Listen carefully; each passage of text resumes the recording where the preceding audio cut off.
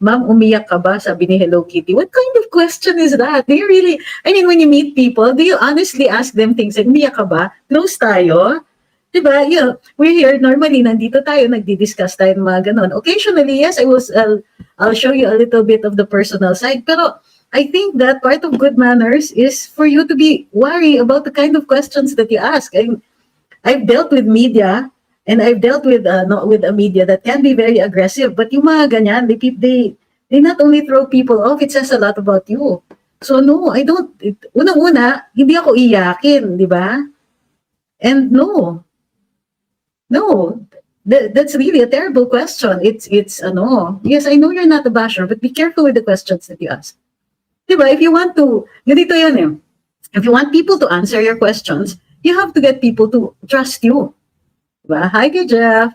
It's okay. Hello, Kitty. It's all right. I mean, hindi tayo nagtatanim. Okay? Sabi ni Forgiven, nag-unsub na daw siya sa Karambola kasi wala na daw ako doon. I appreciate everybody's show of concern for me not being on Karambola. But personally, I think hindi pa sure. Yun nga lang, it's possible na may mga naniniguro dyan, and you can't blame them. You can't blame people who have to protect their businesses and so on.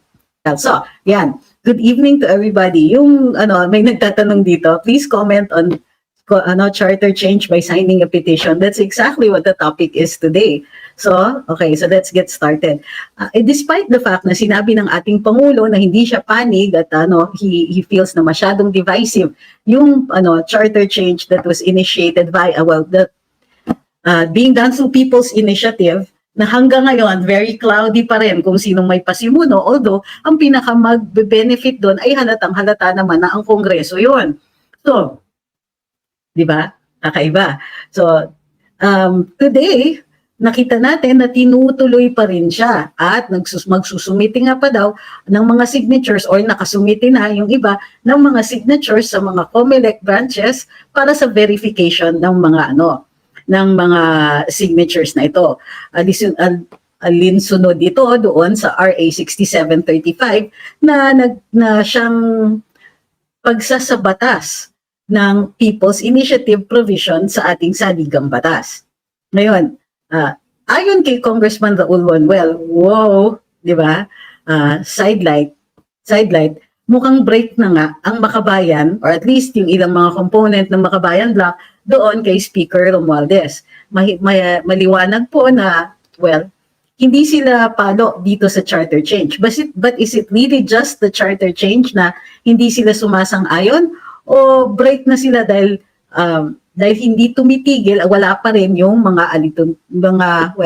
yung kasunduan tungkol dito sa peace talks. So, okay. So, dahil tinutuloy pa rin ito, napilitan rin ang ilang mga kongresista na mag-deny. Tapusin muna natin. Yung kay Congressman Raul Manuel, ang sinasabi niya is, tuloy pa rin yan kasi ang plano daw ay iregalo kay Presidente Marcos bago magsona itong complete na yung petition at tanggap na ito ng COMELEC and nakaschedule na ang referendum para dito. So, di ba? Meanwhile, ang ilang mga kongresista naman deny to death. Hindi daw totoo na Congress ang may pasimuno. Hindi daw totoo dahil according to Congressman Erwin Tulfo, siya yung comms ni Speaker at nagpupulong sila over other things at hindi daw yan napag-usapan. Sure, Mr. Congressman, parang maniniwala kami. Ay nako, unang-una, Congressman po kayo, yung pagsasabi ninyo na kayo ay comms ni Speaker or comms ng House, medyo unusual yan. Kasi binoto yung party list ninyo para kayo ay gumawa ng batas. At yung iba pang mga activities na kaakibat ng paggagawa ng mga batas na yon, katulad ng pag-upo sa mga hearing, pagbigay ng privilege speech, and so on. Kasama po ba dyan ang pagiging communications team ni Speaker Romualdez o ng Kongreso? Parang hindi. Gayon pa man, nirirespeto naman natin si Congressman Tulfo. Pero unusual lang talaga yung sinasabi niyang ganon. At of course, pinagtatanggol niya ang Kongreso at si Speaker at ang sinasabi niya, hindi daw totoo na si Speaker at ang Kongreso ay involved dito. Well, sure. Pero kayo po ang bukod tanging magbebenepisyo dito sa sa People's Initiative. Di ba? Natural, iisipin ng mga tao kayo may pasimuno niyan. Bukod niyan ay may nagsasabi naman ang mga local officials na ang nagtatawag ay mga kongresista or in particular ilang mga powerful na kongresista at tinatanong kung kamusta na yan at kung ilang at nagtutulak pa na kung ilang mga signatures ang dapat nakukuha o dapat makuha. Kailangan daw minimum ng 3%. Pero dapat makapuno sila ng 12% para tuloy-tuloy na daw. Nakakaloka. Obviously, gusto nila yung 12% para hindi na ma-question yung petition nila. Ayan, sabi ni Ma'am Anita Aquino, sinabi na rin ni Erwin Tulfo, ni Kong Erwin noon, na walang impeachment kay VP Sara sa Congress. So, oo nga, gayon pa man, ang nadulas dyan ay si Congresswoman Franz Castro, isa pa sa kanilang mga kasamahan doon. Kaya parang, mahirap naman kung Erwin, paniwalaan yung sinasabi ninyo. At ang pinipresenta po ninyong ebidensya ay medyo self-serving. Ang sinasabi nyo, coms ako ni Speaker at kasama ako sa pagpupulong, wala naman na pag-usapan na gano'n. Talaga? Sure. Sure, sabi nyo pero ito na nga, so tinutuloy pa rin. Bakit tinutuloy? Diba? Kaya ba nilang sabihin, halimbawa, kaya ba ng Kongreso sabihan ng Presidente na huwag na po kayo makialam dito? Of course, pinanigan ni Presidente ang Senado. Ayon kay Presidente, Senador din ako dati. At itong People's Initiative, yung pagkasulat niya, masyadong divisive. Of course, hearsay ang evidence natin dyan kasi ang nagkikwento lang ay si Senate President Migs Zubiri. At si Senate President, kino-quote lang niya ang ating Pangulo. So, as far as evidence goes, medyo mahina din yan.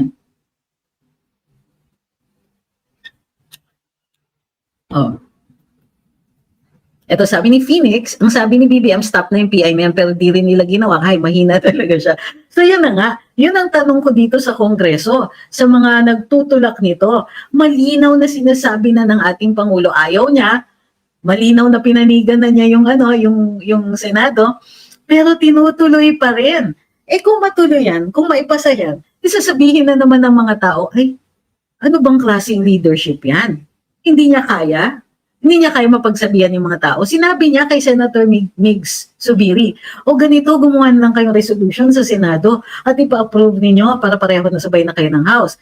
At harap-harapan, sinabi naman ni Speaker Romualdez kay Pangulo na, of course, hearsay din po, na susunod daw sila at of course, may statement din siya. At the same time, may isang ibang congressman dyan na nagsasabing, successful ang House kasi hindi naman daw gagalaw ang Senado kung hindi gumalaw ang Kongreso. O anong ibig sabihin nun? Di umamin sila yung gumagalaw dyan sa People's Initiative na yan. So, ito yung ang weird, So, ito na naman tayo, hindi sila magkaisa. Hindi rin, okay lang sa atin, hindi sila magkaisa, pero hindi tama yung mga kwento nila. Sinasabi ng ibang kongresista, hindi totoo yan, wala kaming kinalaman dyan. Yung isa naman, panalo ang House kasi kung di dahil sa amin, hindi gagalaw ang Senado. At the same time, sinasabi ng Presidente daw na masyadong divisive yung sa House mo, water down yung boto ng Senado. O ganito na lang, yung simple na lang na pag-amyenda ng saligang batas. So, may napansin ba kayo? Sabi ni Vintig lahat ng gawain pag nalalike. Pero ito, napansin ba ninyo? Sila lang ang nag-uusap. Kausap ni Presidente si Senate President. Andyan si House Speaker. So, tayo yung nakapansin. Kung hindi nyo kung naaalala ninyo, in fact, dito sa Luminous, tayo yung unang nagsabi, itong People's Initiative, gusto nila pala mas mabigat yung powers ng Kongreso at hihina ang Senado. So, parang nagpi-People's Initiative kayo para dumagdag yung power ng Kongreso at halos sila na lang kakayanin nilang umarangkada mag-isa at makapag-propose ng mga pagbabago sa saligang batas with or without a discussion of the people. And that is something that I noticed. Usap sila ng usap. Hindi tayo kasali sa usapan. Kahit yung sinasabi nila, yung economic provisions, yan ang babaguhin natin. Teka muna, tinanong nyo ba kami? Did you give us any reason Kung bakit, sige, umpisahan na natin to. In fact, ang pinag-uusapan ng taong bayan, unang-una, kon ba ito? Pangalawa, magfe-federalism ba? Magpa-parliamentary ba? Magaganito ba? Hindi, wala yun sa usapan. Sila, hala, economic provisions. Ito kasi nga, ang naging hindi magandang information campaign nung last administration. To be fair, hindi naman si Presidente Duterte ang nagsulong ng idea na kailangan baguhin ang economic provisions. May mga grupo lang na nagsasabing yung 60-40 kasi, yung 60-40, parang hindi binasa yung saligang batas. Yung primary protective mechanism yun para dun sa extraction ng natural resources natin. And of course, pinoprotektahan din natin with 100% Philippine citizenship na ang ownership of land. Pwede yung foreigner kung ikaw ay dating Filipino citizen at na you inherit the property, o dating Filipino citizen ka na meron kang lupa, nagbago ka ng citizenship mo, sa'yo pa rin yung lupa na yan. So may mga rules tayo with that. Ang problema, none of them, they talk about, sige, baguhin natin yung saligang batas, ganito na lang yung paraan. Tapos ang sinasabi lang, ang economic provisions, where are the specific? Exactly what economic provisions and exactly what are you going to do? What are you talking about? What do you intend? Kasi sasabihin ninyo sa amin, i-revise namin yung economic provisions. Bakit? Ano ba ang problema? I-define nyo sa amin kung ano yung problema at ayusin ninyo. Kasi hindi kami bulag. Sasabihin ninyo, kasi kulang ang foreign direct investments at chuchuchu ninyo. Kulang dahil doon, sa ligang batas talaga yung nagpigil doon sa foreign direct investment. In-ignore ninyo yung mga presyo ng tubig, kuryente, internet, at kahinaan ng internet, kahinaan ng ating mga infrastructure, kulang ang roads, kulang ang bridges, kulang ang internet, ang daming kulang. Kulang nga sa kuryente sa ibang mga probinsya. Paano tayo maghihikayat? Kahit local investors, hindi natin mahikayat na mag-invest. At bakit? Paano ka magagawa ng malaking negosyo? Patay sindi ang kuryente, patay sindi ang internet. At hindi natin maasahan, ito na naman, bagsak na bagsak daw ang presyo ng cabbages. Local yan ha, bagsak daw ang presyo. At bakit? Kulang sa cold storage. Kulang sa, hindi naman mabibenta ka agad yan. Pag hindi mo nabenta ka agad, syempre may magne-negotiate, benta mo na lahat yan sa akin, ganito. Alam niyo ba na hindi pa umaabot ng 10 piso ang isang ulo ng cabbage doon sa malapit kung saan ng mga farmers. Pero pagdating dito, halang mahagupit ang presyo. Iyan, sabi ni Ayan Karen, ang mahal sa palengke ng repolyo.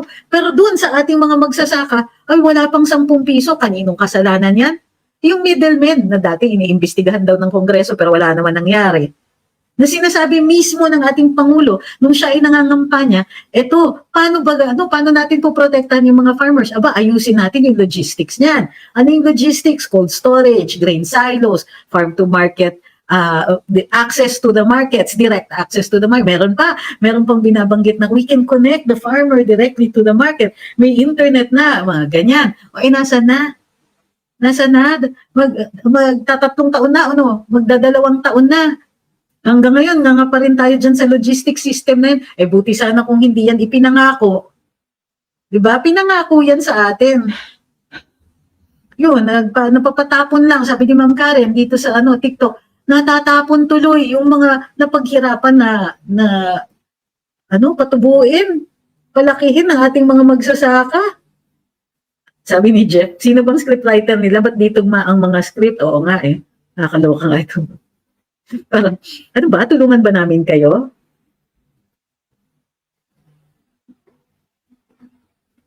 Sabi ni Sayer yun, fake news po. Ano yung fake news? Kwento ba naman?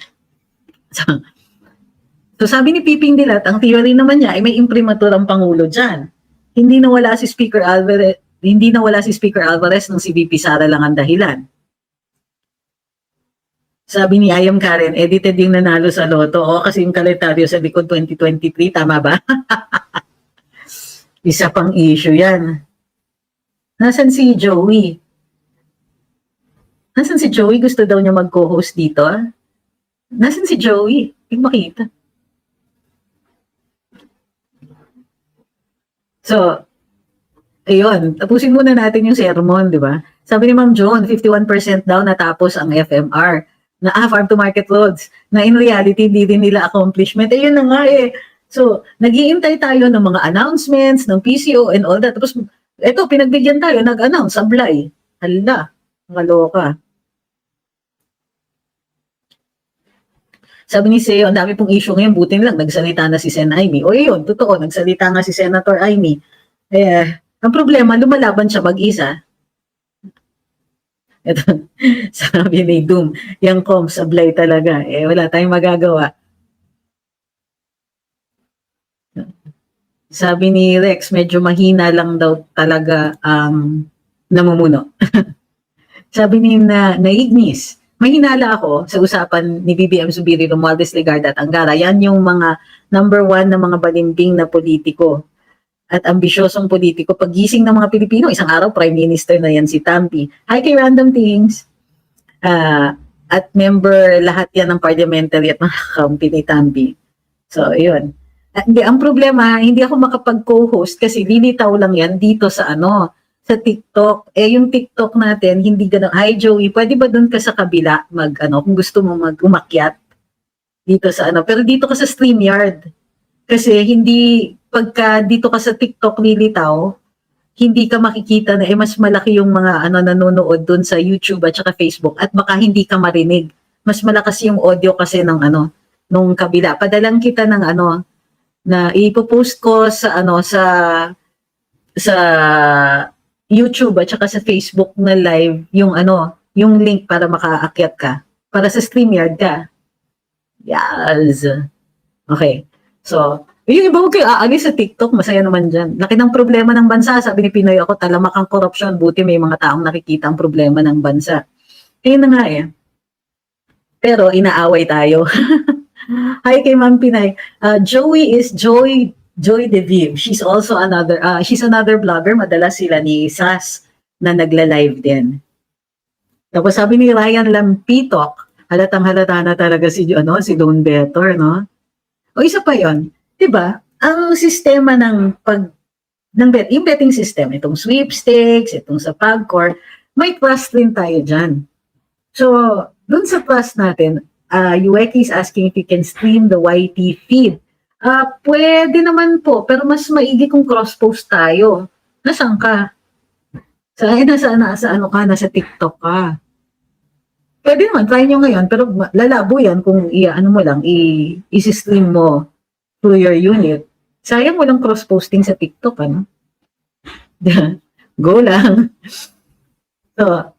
So uli i-recap natin so far yung mga sinasabi natin dito para makahabol yung mga bagong dating. Okay? Unang-una, may People's Initiative. Yung People's Initiative lalawak yung powers ng Kongreso. So nagsumbong si Senado, Senator Migs pumunta kay Presidente. Sabi ni Presidente, oo nga, masyadong divisive yan. Bakit hindi ninyo pag-aralan yung mga changes? Tapos gawa kayo ng resolution. Sabi niya, kasi kahit ako, senador ako dati, hindi ko magugustuhan syempre yan. Take note ang pinansin ng Presidente, yung concern ng Senado na ma-water down yung votes nila. Pero yung issue na-mention din naman daw pala yung yung sa may bayad-bayad, ganyan, baka hindi credible and so on. Yun. Pagkatapos, eto na nga, shortly after that, eto may mga in defense of the House. Militaw mga congressmen rin ang nagde-defend sa House. Ito yung nakakatawa dyan. Itong mga kongresista, dinidefend nila yung House. Hindi totoo yan. Hindi namin pasimuno yung People's Initiative na yan. Hindi kami yan. Tapos may isang congressman naman na nagsabing, ayan, waging-wagi ang House kasi gagalaw lang naman ang Senate kung hindi naman gagalaw ang Senate kung hindi kung hindi kami gumalaw. Ala, ayan. Ito Joey. Ayan na, So ito, ano ngayon ang nangyayari? Si Congressman Tulfo pa, ang sabi, hindi, walang kinalaman dyan ang ating, ang speaker. Kasi kung sa ni speaker at nagpupulong kami, wala naman na pag-usapan na gano'n. Tama, ang galing ng ebidensya niya, sir. So, that was the issue na, hello, kums kayo ni speaker. Na, okay, sige, okay lang. Hindi naman illegal, pero medyo kakaiba. But in all of that discussion, the President talking to Senator Migs, andyan si speaker and so on, not a single one of them mentioned yung participation natin sa charter change. Wala ni isa sa kanila na nagbanggit ng charter change through constitutional convention. Gusto nila constituent assembly kasi daw mura at mas mabilis. Unang-una, hindi necessarily mas magaling yung mas mabilis. Pangalawa, hindi necessarily mas magaling yung mas mura. Kasi tignan nyo yung gawa ninyo as usual, hindi kami kasali sa usapan. Di ba? Hindi na naman kasali ang taong bayan. Hindi na naman tayo, binabanggit. Concerns ba natin ang talagang gusto ninyo o yung concerns lang ninyo? Okay, andito si Joey. Hi, Joey. Hi, Attorney Trix. Ayan, Yeah. wala po. So, Wala. Ayan. wala po. So, ayan. Mas malinaw actually sa TikTok yung imaging eh. Sabi ni Jeff, watching sa TikTok at sa YT, haha, can't leave TikTok, dami din kasing relevant comments. Totoo yan. Sabi ni Mang Pinay, bakit absent ang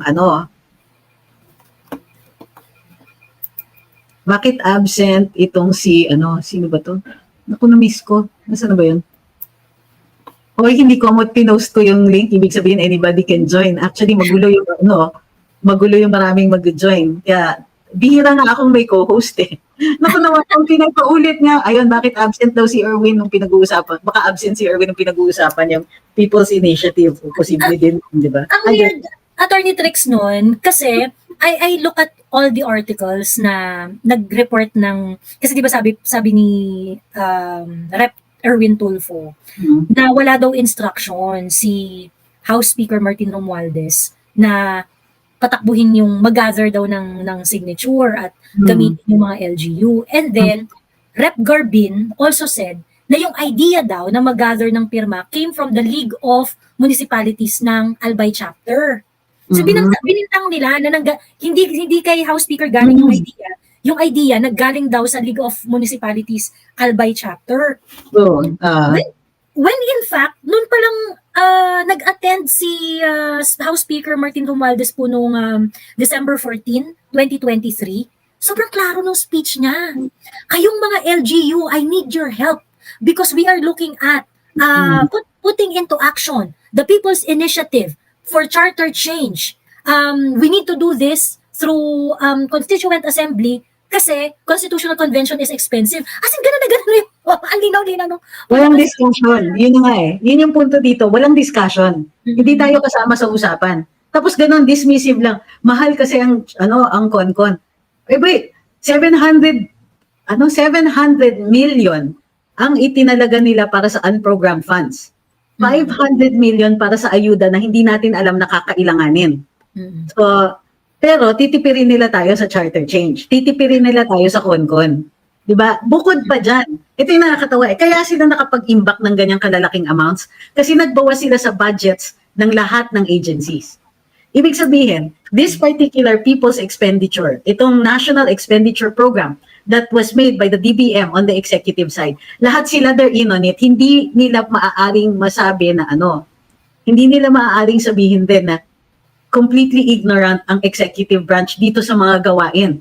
Kasi yung National Expenditure Program, niliitan talaga yung budgets ng mga agencies para magkaroon ng pag-imbak dyan sa 500 billion? Billion. For social amelioration. Oo, tapos, 700 billion para doon sa unprogrammed funds. So, anong iisipin natin? It means na magkakakuntsa ba silang lahat? Alam nila lahat ni So inayos nila yung budget para meron silang ganong kalaki. And what are those? These are slush funds. These are di ba? These are in case of emergency funds. Tapos sila yung magde-decide kung ano yung emergency. Sila yung magde-decide kung ano yung ayuda. Buti sana kung napaka-transparent ng pagbibigay ng ayuda. Napaka-transparent ba ng liquidation yan? Minsan may nadidikit, may naliligaw. Minsan yung mga listahan mismo, questionable, hindi naman inaayos, hindi naman nakikita, and so on. And instead, what we're given is this image of all of these politicians talking among themselves about our future. Diba? About including us. Exactly. Parang, okay, we're changing the Constitution. You want this. Diba? Parang ganun yung dating sa atin. Okay, baguhin namin yung Constitution. It's for your own good. Mas magaling kami kesa sa inyo. Ay, tuwan-tuwa naman kami sa inyo, no? Hi! Attorney Trix, yung ni-raise ni Rep. Lagman na a budget ng COMELEC sa conduct of election, referendum and plebiscite na 2.2 billion pesos sa National Expenditure Program. Nilakihan nila. Nag-increase sila ng 12 billion at pagdating doon sa GAA, naging 14 billion yung budget. Sabi pa ni Senator Amy, susutan sila. Kasi yung increase na yon was not discussed in either the House or in the Senate. Yeah. Bring up lang siya during the BICAM. So, yun nga. Tapos, tingnan mo yung item, di ba? Referendum, election, etc. Tapos, ang explanation ng COMELEC was, hindi, para sa Smartmatic procurement yan. Or para sa procurement nung nung election technology yan. Yun yung reason, yun yung referendum, etc. Referenda, elections, etc. The generic yung allocation daw, pero yun yung purpose. Which is very problematic, Attorney Trixie, kasi the COMELEC recommendation is 2.5 billion for that same line item. O, ba't hindi sila nag-recommend ng 14 billion doon nung at the onset? Diba? Sinunod lang naman ng DBM yung initial recommendation nila na... Kasi actually yung budget, mag-uumpisa yan dun sa mga agencies. So, isasubmit mo yan to the DBM. The DBM then, means ang DBM magbabawas pa yan. So, surprisingly, hindi na minawasan ng DBM yung 2 billion na yon. Pero, nilagay naman doon sa BICAM. Ang problema sa BICAM, wala yung transcript. Sikreto yan. Pati yung voting sa BICAM, sinisikreto yan. Wala kang makikitang records. The only report that comes out of the bicameral is kung ano yung resolution, kung ano yung napagkasunod. Pero hindi po ba dapat na yung BICAM, ang power lang nila is to reconcile lang yung mga provision na hindi tugma. It should be limited to that, di ba po? So parang, di ba dapat hindi sila, saan galing yung 12 billion na? Actually, ang excuse nila is that is how they reconcile. Okay? So kung kunwari, hindi sila magkapareho, tapos sasabihin ng Kongreso, o sige, didagdagan nyo na lang ng budget, papayag na kami dun sa insertion ninyo. That's why walang transcript yan. Kasi dyan nangyayari yung negotiations, kumbaga. Nakakaloka itong mga to. So, nakakaloka kasi the attorney, di ba parang to reconcile 2.5 billion demanded by COMELEC and the 2.2 billion recommended by DBM. And kung whatever interest that you wanted to reconcile with the existing recommendation. Yeah. Ang decision is to add 12 billion? Diba? Dahil balik-balik nila yung argument, hindi nila maitumba yung, ba't kayo nagdagdag? Correct, oo. So, kakaiba din. Senator Amy made a statement. Sabi po niya na yung insertion nga daw is a sin of highest order. Singit, ang tawag dyan. Diba? Singit. Sasagutin ko lang ito sa TikTok. Sabi ni Kelden, drop na po kayo kasi lagi daw akong absent sa at una-una hindi DWIZ yan, Aliw yun. Aliw 23 at saka simulcast siya sa radyo. At hindi po sa dahil lagi akong absent na dinrap ako. Ha? Magkaliwanagan lang tayo. If I had my way, I'd still be there. So, tumigil kayo dyan. Yan. Parang kasalanan ko pa ngayon na pinagbakasyon ako, tumigil ka nga dyan. Di na nga ako kumikibo para hindi lumala yung sitwasyon para sa mga taong kailangan tiisin yung mga kondisyones doon tapos gaganyan ka. Meron ako nakita talaga na gano'n na na kasalanan ko daw, kaya ako lang yung inalis kasi kasalanan ko. Sabi ko, so anong ebidensya mo? Anong kasalanan ko? Di naman nila masagot, nakakaloka. Anyway, so continue. Kasi, nakikita naman namin parang, buti nga ito, Attorney Trixie, very cordial pa yung mga very cordial pa yung approach mo on hindi nila mako-control yung reaction ko. Kumbaga, if you control your emotions, kontrolado ka na nila. So, sa tingin nila, iyakan ko yan? Di diba? Besides, syunga-syunga na lang talaga yung hindi handa. Sabi ni Gilbert, how can we stop these idiots from fooling the Filipino people? Itong ginagawa natin, itong vigilance ito. At the very least, tignan nyo naman, they're trying to yung justification nila ay ang hina-hina din. So, the fact that we can all see right through them is already an mission accomplished na tayo dyan. Diba? Ayun, sabi ni Piping Dilat, Nag-check daw siya, in the spirit of fairness, DBM submitted their proposed budget on August 2, 2023. Smartmatic was disqualified November 29. No! No, no, no, no, no, no, no, no. That's not, that's irrelevant. Kasi whether or not disqualified ang Smartmatic, Aware pa rin sila ng ano eh. oo, they will still, kasi nire-renew yan every time. So, Kasi yung mga materials na, yung mga bibilhin nila, yung mga procurement na yon, it should be part of their annual procurement plan. It is not something that they are going to know in November. Diba? Alam na nila yan, kasama na yun sa AAP nila eh. Correct. At saka, kung ikaw, head of agency, paghahandaan mo yan, you will ask for even more than what you need. Kasi alam nyo na, minsan, pag nag-prioritize ang DBM, tatanungin ka, uupuan niya yan. Priority mo ba to? Pero kung gusto mo talaga itong priority mo ang makuha, tanggalin mo muna yan, bigay natin yan next year para magbalanse yung budget. So, tingin ko, hindi yan relevant. Kasi they would procure anyway. And even if, let's say, yun yung reason, it will also not reflect good on them. Kasi ibig sabihin, you have poor planning. Diba? Bakit 12 billion yung difference? Diba? You cannot just get 12 billion out of, parang ilang December 11 yata na-approve yung budget or around that time. Biruin mo, 29, tapos doon ka lang magsisingit ng 12 billion. Hindi maliit na budget yun. So, 12 billion, singit. Yun na nga. Plus may unprogrammed ka pa na 731 billion. Tapos 500 billion in ayuda. Never have seen so many, yung mga ganyan na na budgetary items before. So, even yung so ang tanong nga, may mga nagtatanong, ano ba yan, ang insertion ba legal? Well, pagka pinirmahan nila yan, and i-approve ng presidente, may line item veto ang presidente, pwede niyang tanggalin yan. Pero, kung okay sa kanya, edi tuloy-tuloy na yan. Diba? So, in the meantime, after tipirin nila tayo dun sa budget, hindi pa rin tayo kasali sa pagbagaw ng saligang batas.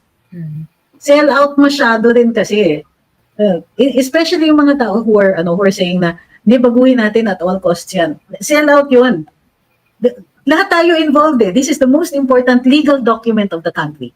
This constitutes us into a nation. Pagkatapos hindi natin, wala tayong participation, pati yung proposal, sila lang, Kongreso lang ang gagawa, pati yung how do we know na nakikinig sila? We know that they don't, okay, by the way. Di sila kasi kahit lumaragsa yung mga issues. Para sa akin, okay, lumaragsa yung issue, let's say, ng federalism. At the very least, sagutin naman nila. Sabihin nila kung bakit hindi pwede and give us reasons. Okay lang naman sa akin. Okay lang sa akin kung hindi priority yung federalism. Kasi I believe that that's something that can be implemented in increments. And in fact, the local government code was the first step to that. Ngayon, bakit hindi nila, ang tanong is, why isn't the Congress presenting us with the developments? If I'm not mistaken, 1991 yata, pinasa yung local government code. No, earlier pala. Kasi nasa law school na ako nun eh. So they passed the local government code na meron tayong BARM. So these are experiments or these are steps towards federalism. Ang tanong, give us a report kasi may oversight function ang Kongreso. In their oversight function, they have to determine nasa na tayo ngayon. Ano yung kailangan? Ano yung kulang? Ang kulang ba maa-address through amendments of the local government code or should we go and amend the constitution? Walang ganun. Walang ganung reconciliation. There's nothing. Di ba? Gusto nila, tapos ang gusto nila parate, pagdating sa pag-amenda ng saligang batas, mabilisan, ora-orada. Tignan mo, nagtapan lang nila, nagpulong sila ni Presidente. Pagkatapos, gagawa na sila ng resolution. Papayag daw ang Kongreso, aarangkada na sila. So, teka, wait, napag-usapan ba natin what you're going to propose? Di ba? The proposals are supposed to be solutions. What's the problem? What are you trying to solve? O feel nyo lang, parang gano'n, parang I have to change my shoes na, it's old na. Attorney, ano nyo po? Di ba yung House Resolution na final ni Senate President Zubiri, naka-zero in lang sa parang 3 provisions po ng Constitution, di ba? Yung first is sa public utilities, yung unless otherwise provided by law. Second, yung sa educational institution. Tapos third, yung sa advertising. advertising, ayun. So, ano masasabi niyo doon? He just pulled these things out of the air. Feeling ko. Teka, ano yung justification? Now, pagka nagja-justify sila, kailangan puntahan muna nila kung ano yung purpose ng mga provisions na yun to begin with. O bakit may provision against yung foreign ownership ng educational institutions? Kasi, unang-una, I don't know if the DepEd is doing this, education must be culture-based. Right? Bakit culture-based? Kasi yung national identity dun pinoporma in the earliest stages. So, sa education yung dinadala. And ano ba yung mga culture bearers natin? Aside from education, because the primary culture bearer is communication, so language, and so on. So, yung mga yan, tinuturo, ini-inculcate. Culture is learned. Remember this. Culture is learned. You're not born Ibaloy. You're not born Tagalog. You're not born Bisaya. It is something that you learn. You learn from your family. You learn from the acculturation in growing up within a cultural community. Pag foreign yan, ano ang magiging resulta sa atin? What's going to happen to the kids? What kind of Filipinos will we be making if our schools are run by foreigners? Okay?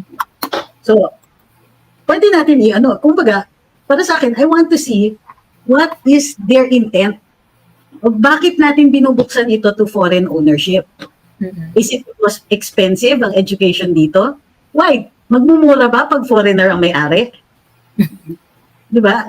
Hindi, kumbaga, they're proposing solutions but they are not even clear on what the problem is. The problem is. So, para sa akin, ito, and this is a big misnomer. Sabi ni Torian 64, mga Hapon very highly principled, mas lamang dugong Pinoy hit-hit. Unang-una, I'm not here and I never will be here to bash my own country.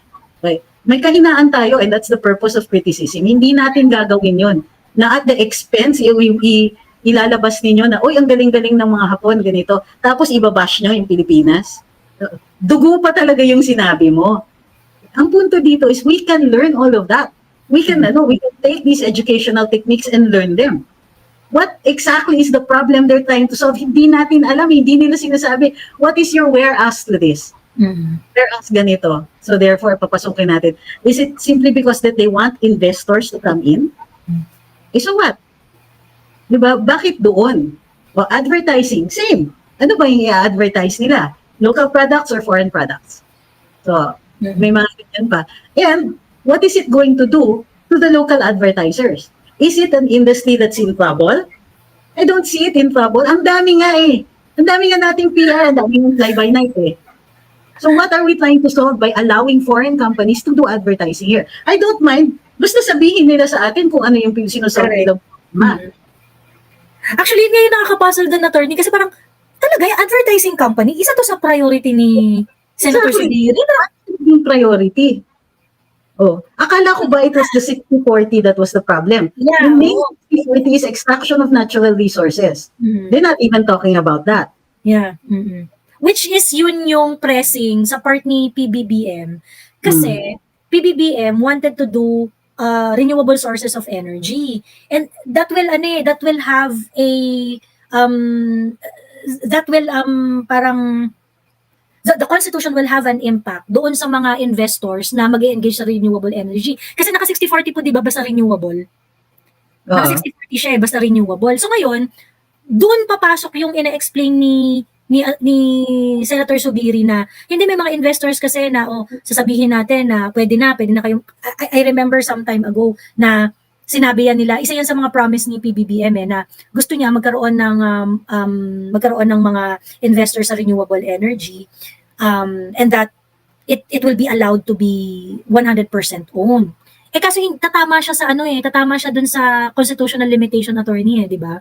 What happens kung mag-gera? It's not included in the Zubiri proposal. Oo nga eh. Oo nga no? Ano yung tatlo? Education, advertising, ano yung isa pa? Public utilities. May Public Utilities Act na nga tayo. Sablay din sila eh. Public utilities, education, and advertising. Ito yung sinasabi nila with public utilities.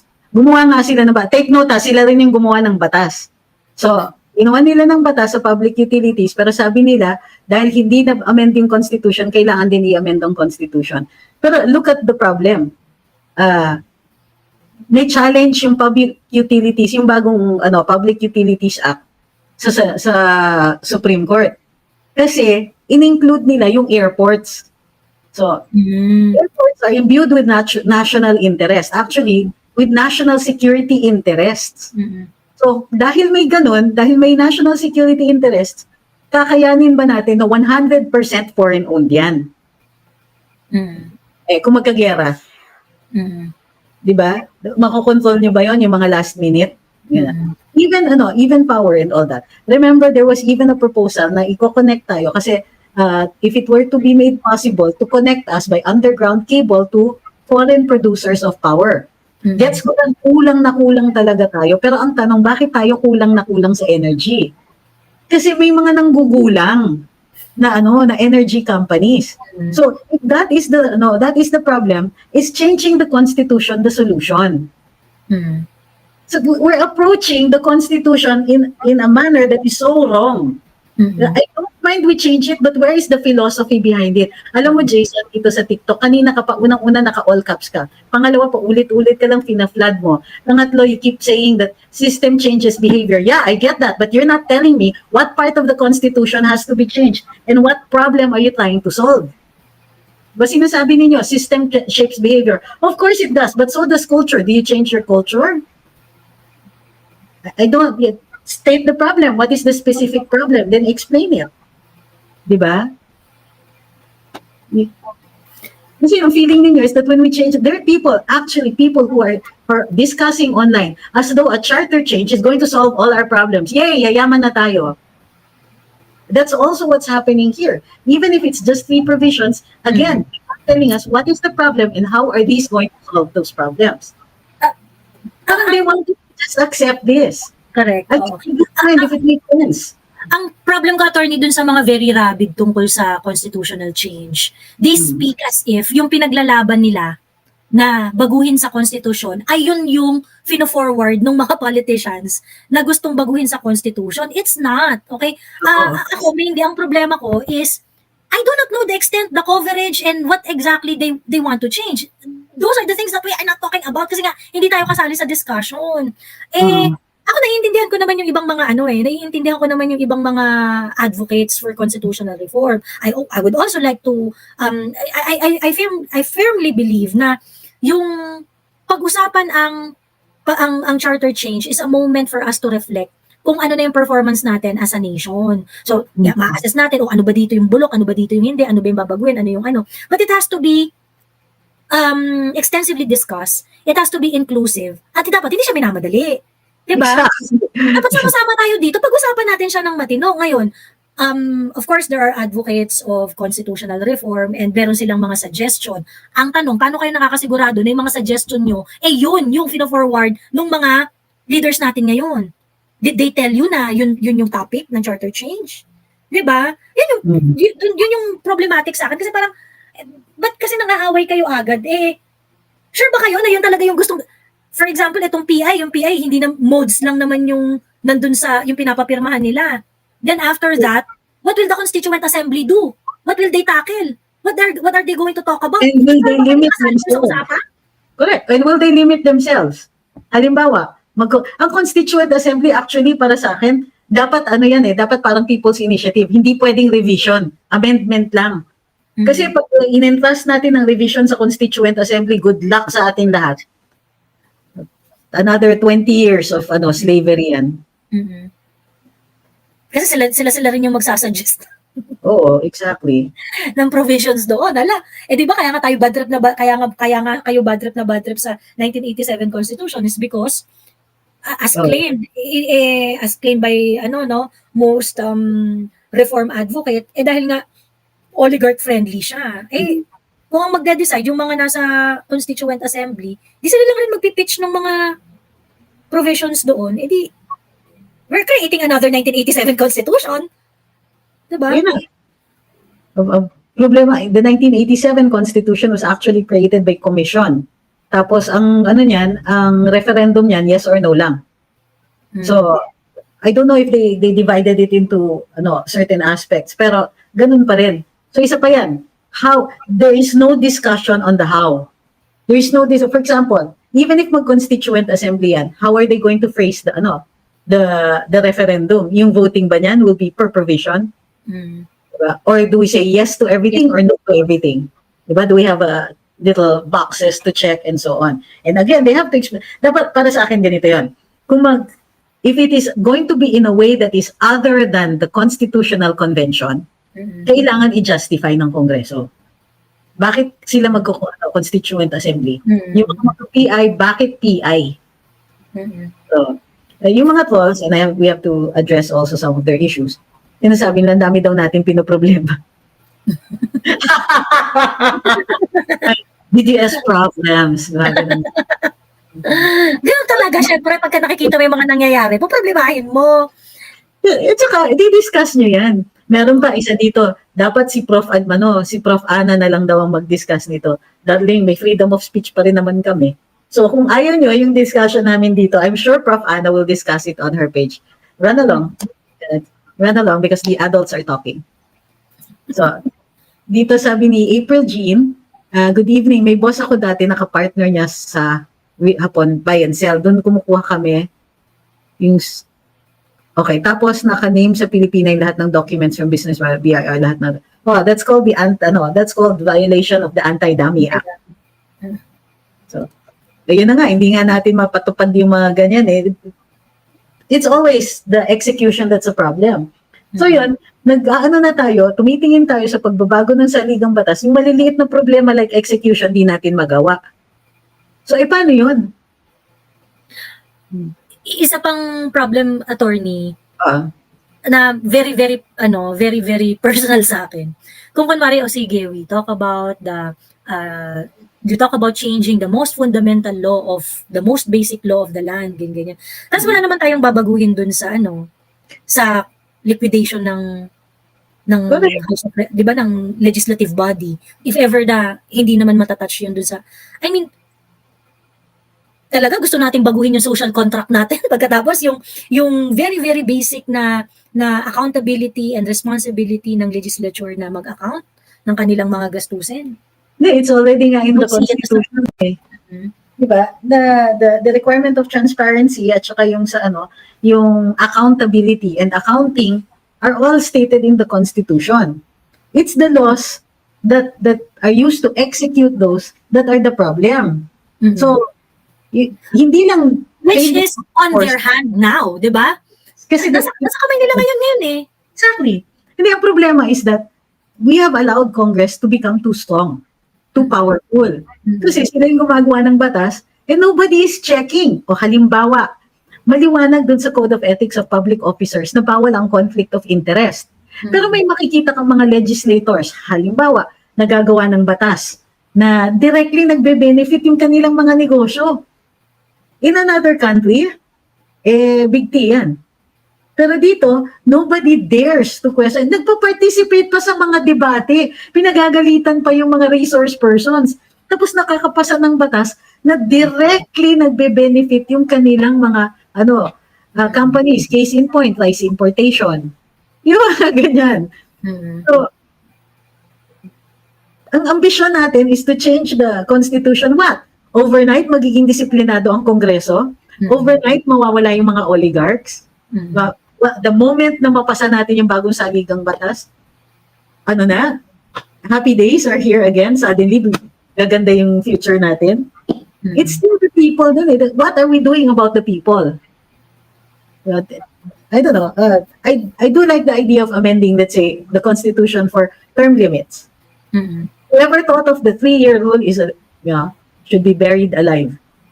Kasi, puro election lang ang ginagawa natin.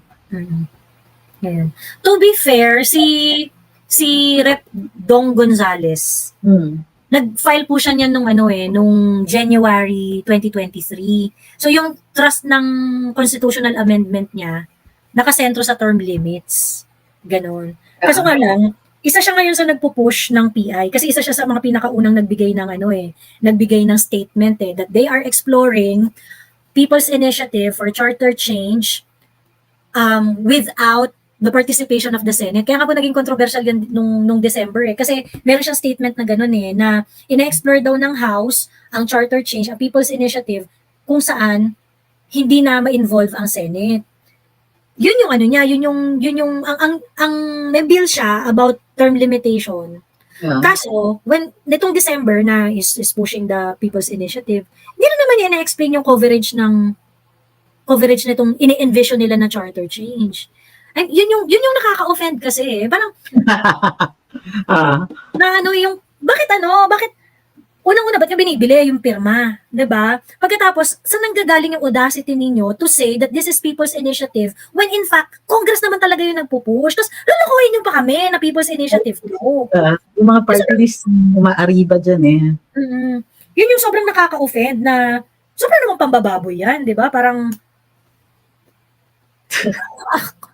talaga ba? Ayaw niyong kumalma. Gusto niyo garapalan. Masyadong sobrang pambabalasubas naman Ayan, totoo yun. sa population. Ah. Ayun. Ito, sabi ni Ma'am Pinay, we have to do something. Civil disobedience na kung po pwede. Gawin sa Malacanang or sa House of Rep. We're not stupid people, let our voices be heard. So, tama naman, we do have to let our voices be heard. And that's also why people are so involved dito sa Chacha, kung di nyo napapansin. It's a raging public issue. Pinag-uusapan siya talaga. And yet, somehow, we're excluded. So, what's the solution here? Well, given the current system, if it isn't changed, then we're going to have to choose better politicians. And for the moment, para sa akin, we let them serve one term, tapos huwag nyo nang i-re-elect ulit. Kasi pag nag-second term yan, balasubas na yan afterwards. Let them serve once and then don't let them back in again. Masyado silang, it's a culture eh. Once you're inside, really, you'll see it eh. Pag nasa loob na kayo, makikita ninyo how it's an old boys club. They protect each other. They look the other way. Attorney, what you think about this problem? Kasi di ba yung House of Representative, ang mandato niya nandun sa distrito niya. Pero pag nag-convene sila, may mga functions sila na nakakaapekto sa national level. Like for example, yung Committee on Legislative Franchise, yung trabaho nila dyan at yung output ng trabaho nila will affect the nation, di ba? Kasi yung pagbibigay ng franchise, lalo na kung ang coverage na ay national, hindi lang naman yung distrito niya yung makikinabang dun or maapektuhan ng mga desisyon niya dun eh. Well, I kind of find it problematic kasi na kunwari merong mga committee na merong output na of national significance. Pero si Representative A nagkakalat sa House of Representative. Galit na galit ako sa kanya. Siyempre gusto ko siyang konyakan na parang ano bang ginagawa nito? Ganyan. Kaso nga lang kahit magalit ako sa kanya, hindi ko naman siya mariresbakan. Hindi ko naman siya iboboto kasi wala naman ako sa distrito niya. So paano yun? I feel so helpless. In fact, that's the reason supposedly that there's a committee on ethics. In theory kasi, hindi pa nangyayari. Pwede tayong mag-file ng complaint in either house of Congress, ireklamo, at they will hold that person for trial. Ang problema nga is that these collegial bodies, they need each other eh. So, ayaw nilang gawin yung isa. They can't offend each other kasi we'll need the vote later on. So, ano nangyayari? Talo parating ordinaryong mamamayan. Kaya para sa akin, dapat may recall elections pati para dun sa mga kongresista. Kasi gumawa sila ng batas, recall. Pero binigay nila sa local government officials. Sila, hindi kasama yung mga congressmen. And to put them on their toes na attorney, dapat parang merong way na yung public ay i-oppose yung certain action ng congressman na merong effect nationally. Kasi kung kunwari, ako, visit ako doon sa isang congressman na nadamay yung distrito ko dahil sa pinagagagawa niya. I have no way para resbakan siya. 'Di ba? So ibig sabihin kung yung pinush niya or whatever na nagkaroon ng result doon sa committee na kinabibilangan niya at ang naapektuhan yung distrito ko, diba, for example lang attorney, kunwari yung mga mga exhaustion ng mga natural resources. I'm pretty sure merong committee po para diyan yung mga environment ganyan. Kunwari meron silang naging investigasyon diyan at nagkaroon sila ng desisyon. Representative A leading the committee hearing. And then ang tinamaan nung resulta ng trabaho ng committee na yon ay yung probinsya ko. Okay. So, parang, di ba, paano yun? Eh, kunwari yung, well, I will have my representative, eh, kaso, paano kung hindi siya kasama doon? Kung hindi siya, ano, di ba? I mean, wala lang, parang, di ba? Gets Parang, ko. Gets ko. mm, In fact, that's something you can also push na, yung mga nagpo-push ng parliamentary, that's going to continue as a problem mm, later on, di ba? Even in a parliamentary system, that's going to be a problem. So, ang dami. Okay, sabi ni Gak dito sa TikTok, di ba mas mataas ang posisyon ng Senate kaysa sa Congress? Hindi po. Co-equal chambers po sila. Sabi ni Paul, si Teves lang tinanggal nila. Oo, pero for different reasons. Diba? Ayun, sabi ni Pinay, pero parang echo chamber lang tayo tapos dinadaan pa rin sa popularity yung voting. We had high expectations during the last elections. Kaya people like Zubiri, Legarda got elected. Oo nga eh. It starts with the educational system also eh. So, isa pa yan ha. The oligarchs control so much of our society that they can tell their representatives, okay, you can allocate this much for education, but never enough so that they will actually develop. Right? Never enough budget so that the schools will actually get to teach the students. So tingnan niyo yung proposal sa resolution ha.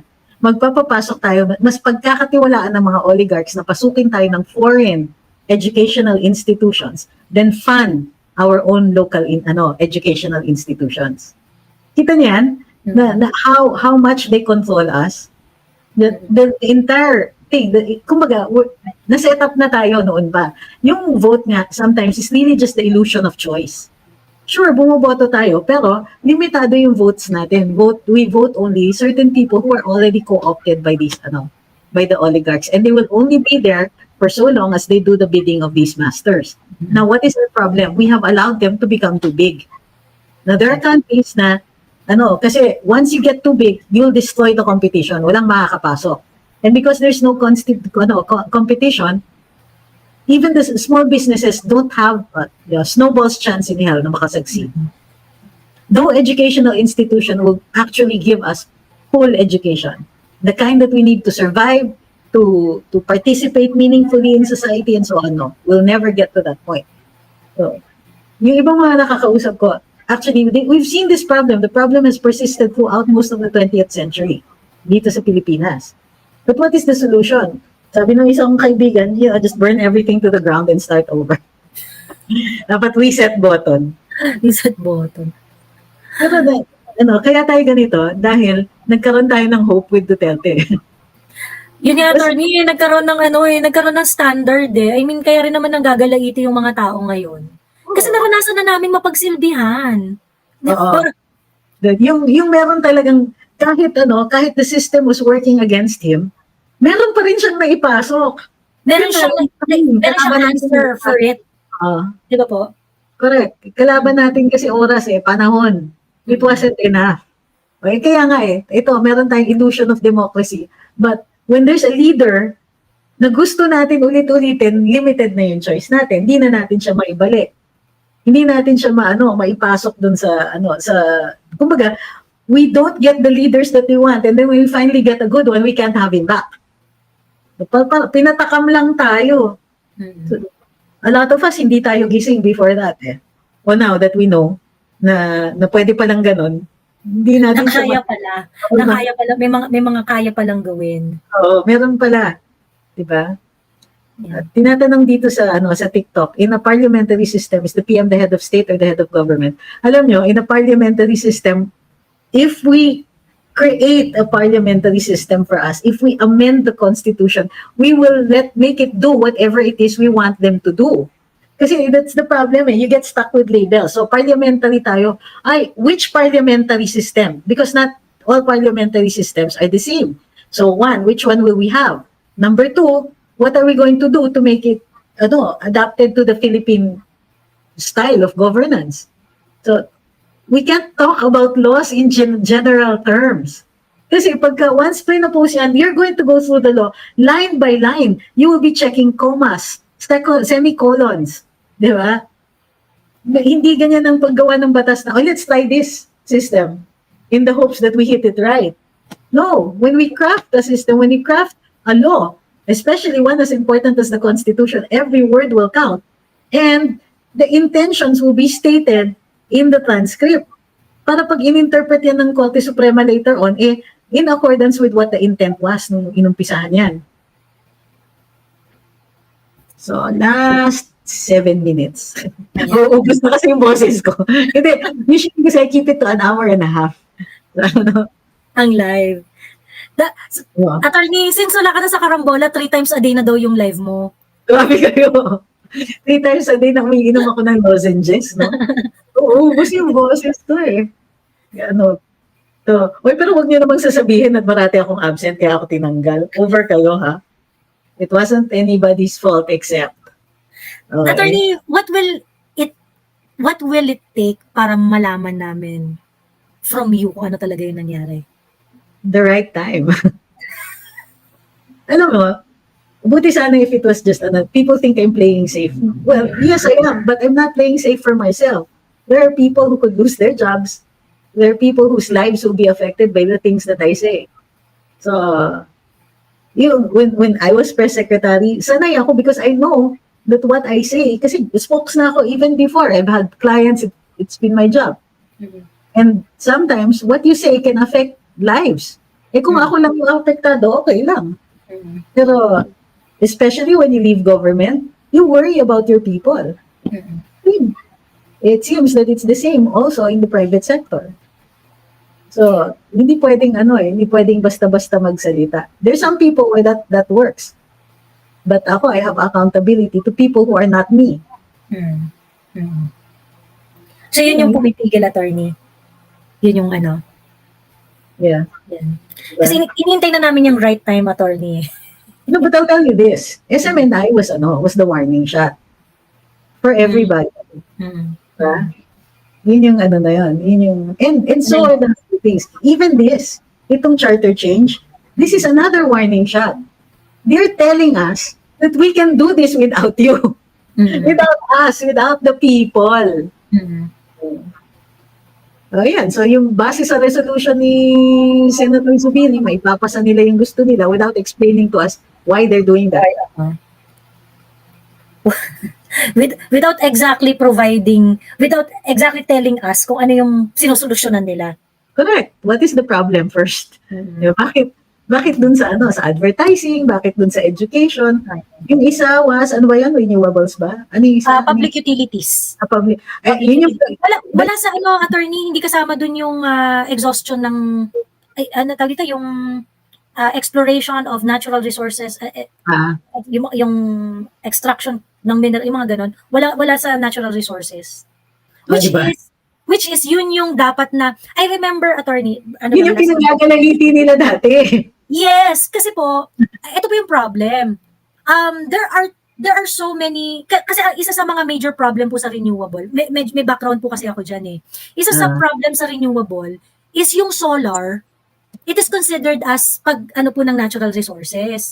So therefore, since natural resources pa rin siya, papasok pa rin siya dun sa limitation ng 60-40. So syempre, nababad trip yung mga nag-i-invest sa mga solar power plants, sa mga solar farms, ganyan. Kasi parang wala naman kaming hinuhukay. Galing naman sa araw yung resources, and yung araw na yan ay meron naman yan kahit saan ka pumunta. However, there were several decisions na dyan sa ERC na hindi nga na-allow yun, na pinakomply sila dun sa 60-40 because of that. So ngayon, parang kaya sobrang wala akong confidence dun sa policy making ng administration because yung kanilang mga intention hindi nagtutugma-tugma. Ngayon, you want to change the constitution. And I would like to think that because G ka sa mga renewable energy, hindi ba dapat ang first order of business mo, dahil gusto mo nga na mag-boom ang renewable energy, and dahil nga merong constitutional prohibition dyan sa ownership ng mga power plant na nag-e-exhaust ng natural resources, di ba dapat yung legal framework nun, yun yung uunahin mo? Ba't wala siya sa suggestion? Ba't wala siya sa suggestion? I think yung renewables, nasa Public Utilities Act. Na inalaw na po na pwede ng 100%. Hindi siya inalaw. kung tama yung pagkaintindi ko dun sa sa binasa ko. Kasi meron yun, nandun yun sa first three parts na limited pa rin yung sa renewables. So, ano yung ibabaguhin daw nila doon? Unless otherwise provided by law. Sa public utilities, yes. Ang power generation attorney, hindi na, ano na siya hindi siya public utility eh. Ang generation, di ba po, purely competitive yan. Services, public utilities. Yun yung Oo. Hindi, ang power generation is not public utility eh. So, Kaya hindi nga, siya hindi na sinama. Hindi sinama. Ayun. Yeah. Yun nga. So, once again, niloko tayo. Yun yung mga badges attorney Hindi na na lang tayo, nako ng charter change. oo, mapapailing ka na lang na parang, hindi kasi nagtutugma yung mga intention dun sa mga ginagawa ninyo eh. O ngayon, gusto niya ng charter change. Then, I would think na the reason why atat na atat kayo to do this is because you are so aggressive dun sa renewable energy, di ba? Every time na aalis ng bansa, yun yung gusto nyong gawin, yun yung investment na gusto nyong makuha eh. Di ba? And why are you not, setting the legal framework ready para makapasok tong mga to at maingganyo sila na mag-invest. Yan, walang limitations. One of the reasons we allow foreign investment here is para para ma-build up yung local. So dapat dililimit natin. So for instance, pwede kayo dito for 20 years. Bigay namin sa lahat ng kailangan ninyo, except the money, of course, kayo magdadala nun. And then, pwede pa tayong gumawa ng rules na bawal ang strikes, bawal ang mga ganon, labor unrest has to be resolved in another way, and so on. So pwede natin bigayan. Pero it has to be limited. Kailangan may transfer of technology. Kailangan eventually, magkaroon ng pagkakataon na yung mga locals will be able to do it themselves. Kasi kung wala tayong ganyan na limitation, kung wala tayong ganyan na, this is selling out. Basically, we're just selling pieces of the country to them. And dapat may pay-off, no, attorney? O sige, allow namin kayo, do business dito, but with the expectation na kami, matututunan dapat namin yung technology na yan, or ano. Kailangan yan. One. And two, kunwari, ilagay din natin, dapat may corporate social responsibility kayo. O halimbawa, pupondohan nyo X number of school feeding programs, X number of infrastructure, and so on. Kasi every time meron foreign investor dito, lumalabas ang pera. So, I mean, let's face it. Yes, they bring money in and you generate jobs. But their income, alam naman, keep nila dito. Babalik yan, lalabas yan. Except those that they plow back in. So, as much of that, we want here. So, pwede ka din tayo maglagay ng rules. Dito kayo magbabangko. Dito kayo, magpapasok kayo ng pera. Kailangan magpapasok kayo ng pera. Pero, once you earn it, dito muna ninyo ibabangko yan. Or, meron kayong CSR na mas mahigpit yung CSRs natin sa kanila. Limited kayo, may transfer of technology, etc. Eventually, it will evolve into an all-Filipino or 60-40 and then, layas na kayo. Wala tayo, nobody is talking about that. Nobody is thinking of that. Parang ang gusto lang natin is, sige, pasok. Parang basis yan eh. Wala naman silang transfer talaga eh. Wala silang pero mag-iiwan sila ng STD. Okay. Wala na kang binigay na teknolohiya, nag-iwan pa ng sakit. Diba? In fact, nung iniwan tayo ng mga kano dun sa Clark, nag-iwan pa ng residue ng nuclear weapons nila. So, ginamit pa tayong dumping ground. Kaya nga tinetesting nila nun yung Mindanao Trench para makita kung pwede silang mag-dump ng radioactive waste. So, wala na, kulang na nga yung bayad. Laki pa ng sakit ng ulo na iniwan. Hindi sulit. So yun nga. Again, the devil is in the details. What are we going to get out of it? And sana naman sabihin ng Senado na kung ano itong pinaplano nilang legislation. Aba, buti kung forever sila nandyan. Sasabihin lang nila sa atin, no, kasi Congress will talk about it, there will be debates, hindi naman yan, it will be published. Aba talaga, kailan ba naman talaga kayo nakinig sa amin? Truly, did they ever listen to us? They're going to do what they want anyway. Bakit, attorney, nung panahon ni PRRD, the people would have this feeling na napapakinggan siya. Kasi nagre-react si PRRD sa public sentiment eh. Bakit yung public sentiment noon nakaka-penetrate sa palasyo? And what is so different ngayon sa kano? I mean, I just want to know, meron ba nagbago sa structure? was there a policy shift? Kaya, bakit ba't parang hindi natin sila makausap? Personality change yan. Sa ano. Hindi, unang-una kasi, si Presidente Duterte was a mayor. Pag mayor ka, face-to-face ka talaga sa constituents mo. Hindi ko po, lalabas ka lang ng bahay, kakausapin ka ng kapitbahay. Uy, mayor, may problema ako. Nalalapitan siya. And that has always been his management style, was to talk to the people, to be part of that. Sanay makinig at makipag-usap. So I think it's really a difference in policy because of the differences in personality. Differences in leadership style talaga. Mm-mm. Yeah. So, at kapag Leadership. leadership style, personality, ganun din. So, yun nga, I think it's something that we forgot to examine nung election. We were just so happy kasi dahil sa redemption arc, di ba? May story of redemption siya eh. And we bought into that. We were excited for it. But we forgot to examine the personality. Kasi pagdating sa presidente, personality will count talaga. Leadership styles will count. Mm-mm. So, ikaw ay hands-on ka hanggang sa Malacanang. Mm-mm. Even, let's say, people like si Erap, mahal na mahal yan ng mga tao. Mm-mm. But his style has always been, ikaw gawin mo to, ganyan. Yeah. Pero, nalalapitan siya. So, kunwari, somebody breaks through protocol, gets to talk to him. Pag may hiningi ka sa kanya, lumalabas, magagawa. Kaya ibigay. And he liked to be with the people. Gustong-gusto niya yun. Kaya, this was one guy na kahit hindi ka mag-announce, dadating dito si Erap, lalo na dun sa mga, sa mga impoverished areas, Mm-mm. pag dumating siya dun, lalabasan yung mga tao talaga. There was something there. Mm-mm. So, dinala niya yan sa Malacanang. Yun nga lang, magulo siya na mayor, magulo din. Nagulong siya. So, dami nag-breach protocol na eh. Pero mabait siya. Lalaki kausap, kumbaga, that's the term, lalaki kausap. Pag sinabi niya, sorry. hindi. Sabi attorney dito ni Mary, may 888 daw kasi noon.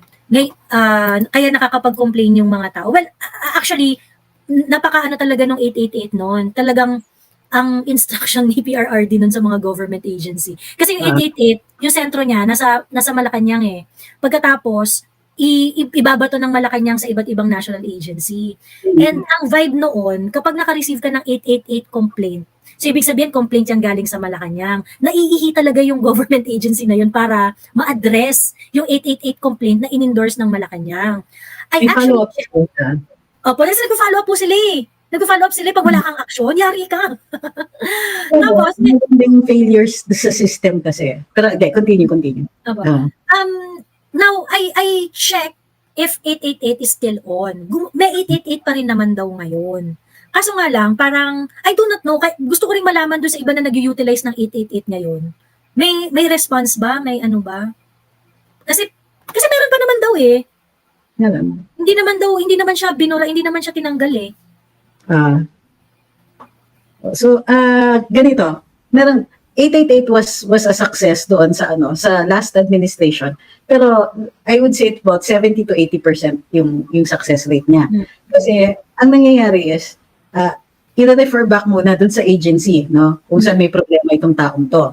Tapos titignan nila kung baka circular yung may kailangan siya, may re-require sila, di mabigay, and ikot lang ng ikot yun. Kung yun yung problema, may lalabas na order na, hindi, bigay mo na lang, or bigay mo yung ganito, bigyan mo ng alternative, etc. Kinakat yung red tape. So, dun sa instances na ganun, successful siya. Pero there were some na nagre-require, let's say, ng exercise ng discretion ng agency. So, kung kunwari, dininay ng Bureau of Lands yung ganito ko. So, titignan ng Malacanang, sasabihin, Bureau of Lands, bakit hindi pa ina-actionan to? Explain ng Bureau of Lands. Kasi hindi namin mapagbigyan because walang right, walang ganito. So, madi-deny pa rin yun. So, kumbaga, what it provided was something like an oversight. Yes, ang kagandahan nun kasi attorney, may matang nakatingin. So yung mga government agency noon, yung circle ko po kasi is really marami diyan mga nasa government talaga eh.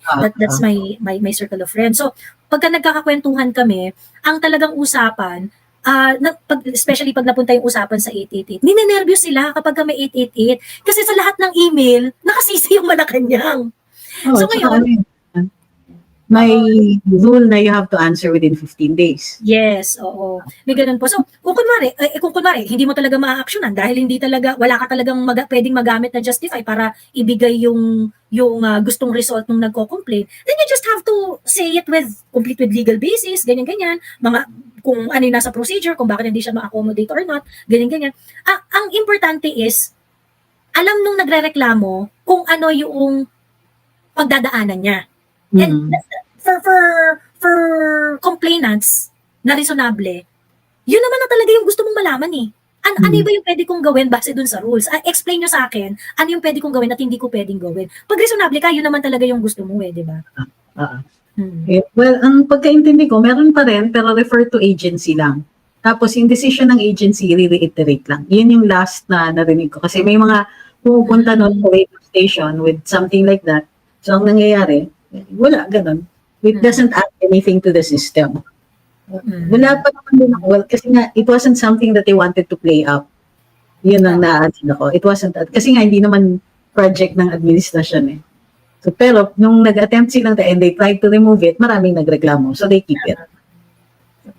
So, yun. Maraming salamat. Ulitin natin to Joey, ah. Opo. Thank you, Attorney Trix. Ayan. Thank you for coming up. Para dun sa mga nagtatanong, hindi po kami nag-usap kung anong kulay ang susuotin namin. Number 1. Number 2, hindi po kami magkamag-anak. Dati ang sinasabi ninyo, si Crisette ang kamukha ko, ngayon si Joey na. Ano ba yung mukha ko? Generic? Ha? Lahat na lang. Ano pa kayo? Joey, Kasi Attorney, Cruz din ako. sure. Pero wala rin kamukha. Sa bagay, magaganda yung mga Cruz. Lalo na. Yes. Saan ka ba? Saan ang cruise niya? Talaga nagchikahan ba? Saan ang cruise Cruz ng niyo? Bulacan. Bulacan din kami. Saan sa Bulacan? San Ildefonso. Malolos kami. Ay, okay, malayo. Ito yung nakakatawa. My lola is a cruise. Mm-mm. My lolo is also a cruise sa father's side. So my father is double cruise. Cruise siya. At nakakatawa yun. Nung time na my grandparents got together, dalawa lang yung pamilya na cruise sa Malolos. So now, isa na lang yung pamilya na cruise. Nag-merge na. Pero yung cruise kami, Attorney, pero yung pinaka-roots namin sa Cagayan. Sa North. Parang, May lola naman says na nanggaling sila ng ano ba, Pampanga ba or something. Hindi ako sure. Basta malapit lang. Pero hindi Tagalog. Yun nga lang, sa mother side kasi pure Tagalog din kami. Kaya malalalim mag-Tagalog yung mga Malolos eh. Ayan. So yun, maraming salamat. Thank you, Attorney. Thank you. So ulitin, everybody, thank you very much for joining us. Thank you for all your support, all the stickers, super chat. Thank you kay Ma'am Zaide, kay Joaquin, kay DDS Avengers, kay Maverick, lahat, ang dami naman doon sa TikTok. Maraming salamat sa lahat na nagpadala. Hindi ko na ma-mention lahat. At saka sa lahat rin na nagpadala ng stars sa atin sa Facebook. Huwag pong kakalimutan, everybody, please do take care of yourselves. Take care of your because the country needs you. Okay? Everybody, will see you soon. Every day po ang live natin ngayon. And yes, wala po ako sa karambola. We'll see what the status will be after a month. Okay? Thank you very much. Good night, everybody. Have fun.